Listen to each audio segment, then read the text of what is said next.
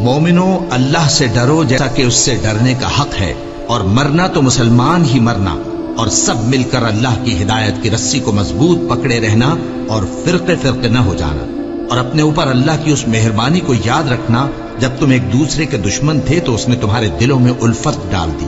اور تم اس کی مہربانی سے بھائی بھائی ہو گئے،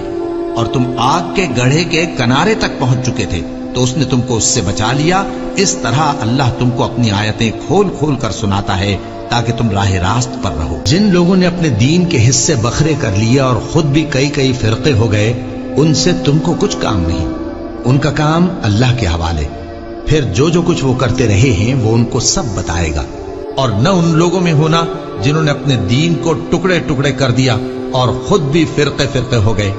ہر فرقہ اسی میں مگن ہے جو اس کے پاس ہے، اور اس شخص سے بڑھ کر بات کا اچھا کون ہو سکتا ہے جو اللہ کی طرف بلائے اور عمل نیک کرے اور کہے کہ میں مسلمان ہوں۔ اور اللہ کی راہ میں جہاد کرو جیسا جہاد کرنے کا حق ہے،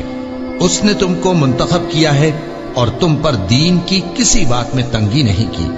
اور تمہارے لیے تمہارے باپ ابراہیم کا دین پسند کیا، اسی اللہ نے پہلے یعنی پہلی کتابوں میں تمہارا نام مسلم رکھا تھا، اور اس کتاب میں بھی وہی نام رکھا ہے۔ تو جہاد کرو تاکہ پیغمبر تمہارے بارے میں گواہ ہوں اور تم لوگوں کے مقابلے میں گواہ رہو۔ سو مسلمانوں، نماز قائم کرو اور زکوٰۃ دو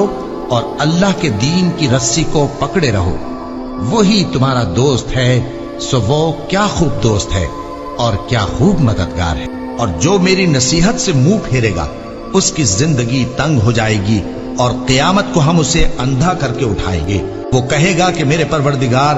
تو نے مجھے اندھا کر کے کیوں اٹھایا؟ میں تو دیکھتا بھالتا تھا۔ اللہ فرمائے گا کہ ایسا ہی چاہیے تھا، تیرے پاس ہماری آیتیں آئیں تو تو نے ان کو بھلا دیا، اسی طرح آج ہم تجھ کو بھلا دیں گے۔